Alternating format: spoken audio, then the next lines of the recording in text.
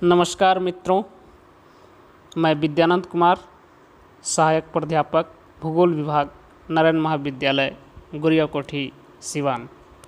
आज के इस ऑनलाइन क्लास में मैं आप सभी विद्यार्थियों का हार्दिक स्वागत करता हूं। आज मैं आपके लिए बीए पार्ट 1 ज्योग्राफी ऑनर्स का पेपर फर्स्ट का यूनिट 2 से एक टॉपिक लेकर के आया हूं और यह टॉपिक है view of cover on mountain building, मतलब कोवर का पर्वत निर्माण संबंधी विचार।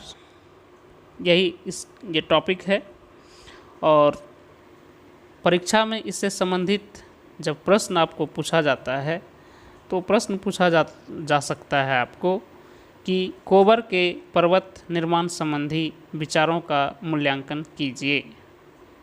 कोवर के पर्वत निर्माण संबंधी विचारों का मूल्यांकन कीजिए, या फिर इस प्रश्न को दूसरे रूप में इस तरह से पूछा जा सकता है, पर्वत निर्माण से संबंधित कोवर के विचारों का आलोचनात्मक परीक्षण कीजिए। तो इस तरह से परीक्षा में आपको प्रश्न पूछा जाता है।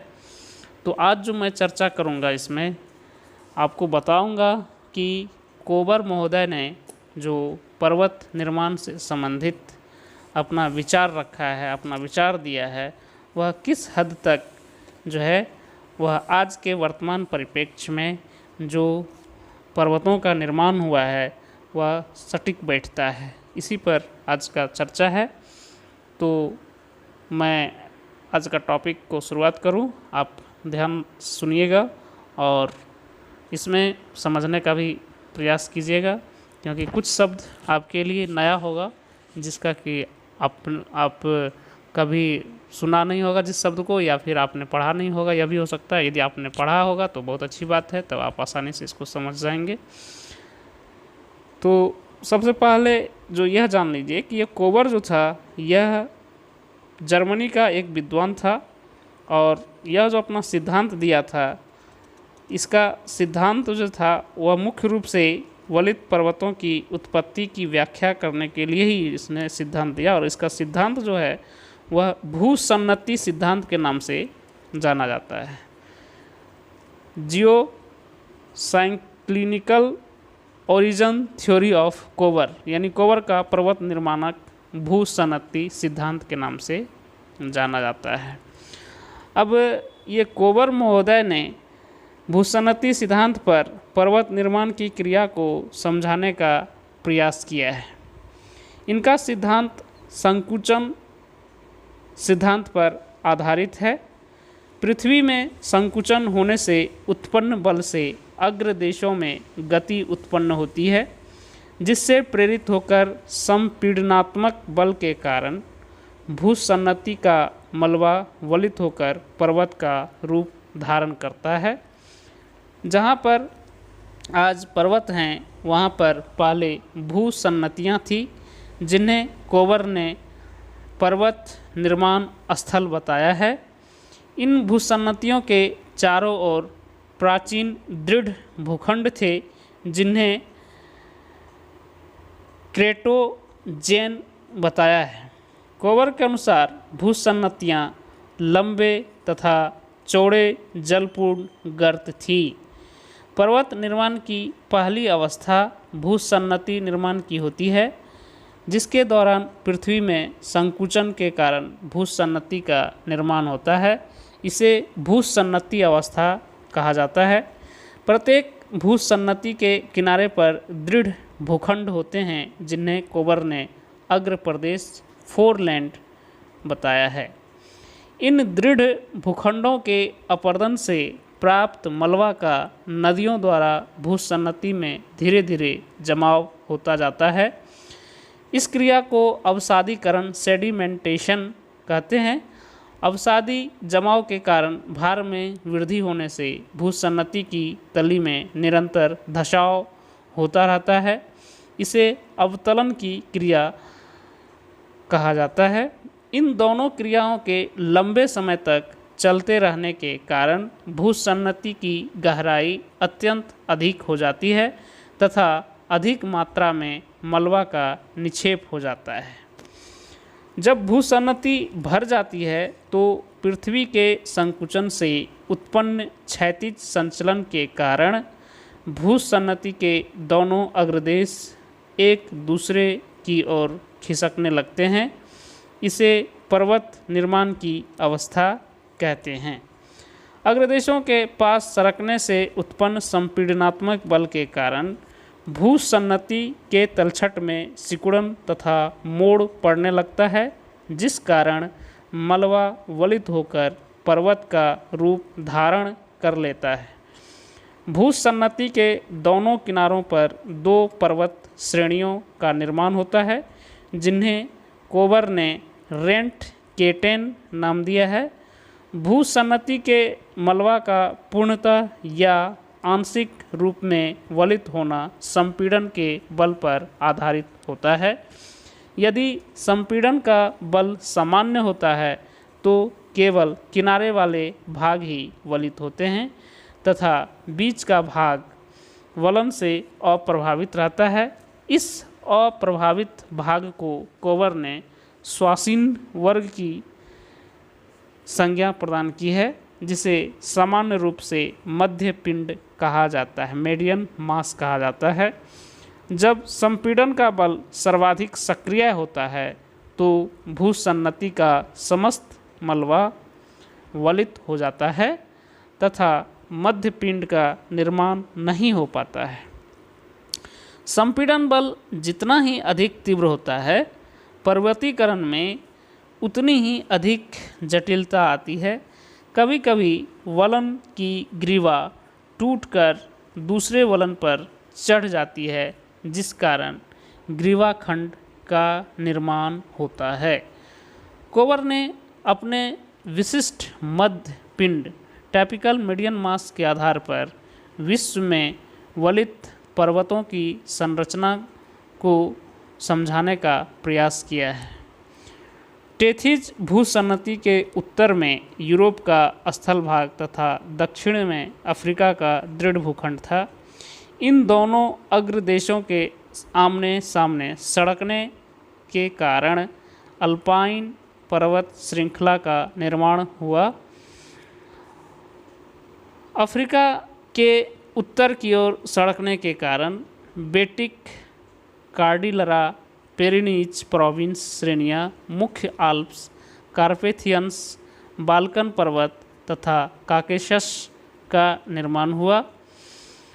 कार्पेथियंस तथा दिनारिक आल्प्स के मध्य वलन से अप्रभावित हंगरी का मैदान मध्य पिंड का सुंदर उदाहरण प्रस्तुत करता है। इसी तरह पेरेनीज श्रेणियों तथा एटलस के मध्य रूम सागर का भाग एक मध्य पिंड है।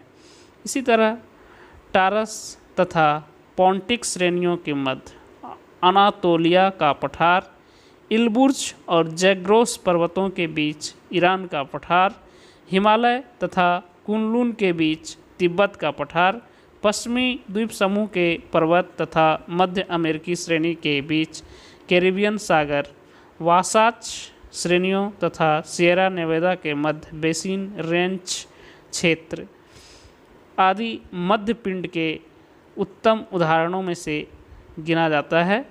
इस तरह कोबर ने अपने सिद्धांत में मध्य पिंड की कल्पना करके पर्वतीकरण को उचित ढंग से समझाने का भरसक प्रयास किया है तथा मध्य पिंड की यह कल्पना कोबर के विशिष्ट पर्वत निर्माण स्थल की अच्छी तरह व्याख्या करती है। अब है कि हिमालय के निर्माण के संबंध में भी कोबर ने अपना मत रखा है। तो कोबर ने बताया कि पहले टेथिस सागर, जहाँ पर हिमालय था वहाँ पर पहले टेथिस सागर था, जिसके उत्तर में अंगारा लैंड तथा दक्षिण में गोंडवाना लैंड अग्रदेश के रूप में थे।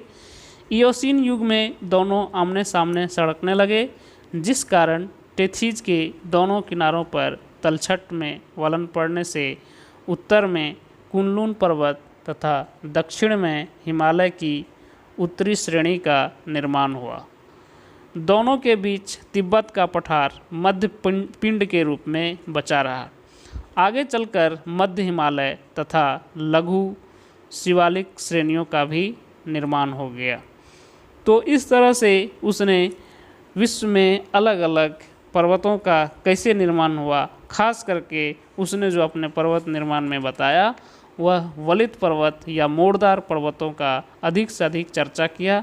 साथ ही साथ उसने पठार का भी निर्माण किस तरह से हुआ इस सिद्धांत में उसने चर्चा कर दिया कि किस तरह से दो तरफ का अग्रदेश या फोरहेड जो फोरलैंड था वो उसमें सिकुड़न हुआ दोनों दिशा से, और मध्य का भाग यदि अप्रभावित रह गया तो वह पठार का रूप धारण कर लिया। तो इस तरह से उसने मोड़दार पर्वत के साथ साथ पठार का निर्माण को भी समझाने का प्रयास किया। लेकिन उन्होंने अपने सिद्धांत को जब दिया तो उस सिद्धांत में कुछ न कुछ कमियां रह गई, कुछ चीज़ों को वह सही से व्याख्या नहीं कर पाए, जिसके कारण उनके सिद्धांतों की कुछ आलोचना भी की जाती है। तो आइए इनकी आलोचना को देखें। तो कोबर का भूसन्नति सिद्धांत पर्वत निर्माण से संबंधित कई तथ्यों का जो है सही उल्लेख करता है, स्पष्टीकरण करता है। फिर भी कुछ स्थानों पर उनके सिद्धांत में जो कमियां रह गई है वो इस प्रकार से हम देख सकते हैं। पहला है, कोबर द्वारा वर्णित पृथ्वी के संकुचन से उत्पन्न बल पर्वत निर्माण के लिए उपयुक्त नहीं मानी जाती है। दूसरा है, कोबर के अनुसार भूसन्नति के दोनों पार्श्व सरकते हैं, परंतु स्वेस ने महोदय ने बताया कि एक पार्श्व सरकता है। इसे इन्होंने पृष्ठ प्रदेश बैकलैंड कहा तथा दूसरा पार्श्व अपनी जगह स्थिर रहता है, जिसे इन्होंने अग्रदेश फोरलैंड कहा है। अब हिमालय की उत्पत्ति के संबंध में स्वेस का मत अधिक सत्य लगता है, क्योंकि प्लेट टेक्टोनिक सिद्धांत के आधार पर प्रायद्वीपीय भारत का उत्तर की ओर संचलन अभी भी प्रारंभ है। आज भी यह संचलन जो है वह सक्रिय अवस्था में है, और हिमालय का जो उत्तर का हिस्सा है यानी अंगारा लैंड वह स्थिर माना जाता है, और जो हिमालय का दक्षिण हिस्सा है यानी कि प्रायद्वीपीय हिस्सा, प्रायद्वीपीय पठार का हिस्सा है जो, या उनको गोंडवाना लैंड कहते हैं, उसमें अभी भी संचलन जारी है। तो इस तरह से जो है स्वेस का जो मत है हिमालय के निर्माण से संबंधित वो ज़्यादा सटीक बैठता है। और तीसरा जो इसका आलोचना है वह है पूर्व पश्चिम फैले पर्वतों का स्पष्टीकरण तो हो जाता है, परंतु उत्तर दक्षिण फैले पर्वतों का स्पष्टीकरण कोबर के सिद्धांत से सही नहीं हो पाता है। फिर भी इन्होंने जो सिद्धांत दिया है वह सिद्धांत पूरी तरह से गलत कहना सही नहीं होगा, क्योंकि इन्होंने जो सिद्धांत दिया यह कई एक विद्वानों के लिए जो है वह अनुकरणीय हुआ, और उसी सिद्धांत के आधार पर फिर कई एक विद्वानों ने अपने सिद्धांत प्रस्तुत करने का प्रयास किया। तो छात्रों, मैं उम्मीद करता हूँ कि आज का इस ऑनलाइन क्लास से आप कोबर के पर्वत निर्माण संबंधी जो विचार है या कोबर का जो भूसन्नति का सिद्धांत है उसको आपने भलीभांति समझने का प्रयास किया होगा, और बहुत हद तक आप समझ भी गए होंगे। यदि आपने नहीं समझा तो आप इसको बुक में पढ़ेंगे, फिर मेरे व्याख्यान को सुनेंगे, और फिर भी यदि डाउट होगा तो आप मुझसे संपर्क करेंगे, मुझे बताएंगे कि कहाँ आपको समझने में समस्या हो रही है, तो फिर मैं इस पर आपसे डिस्कस करूँगा। तो मिलता हूँ फिर आपसे नए टॉपिक के साथ, नए उत्साह के साथ। तब तक के लिए आप स्वाध्याय कीजिए, नोट्स बनाइए, पढ़ाई कीजिए मन लगा करके, और जो है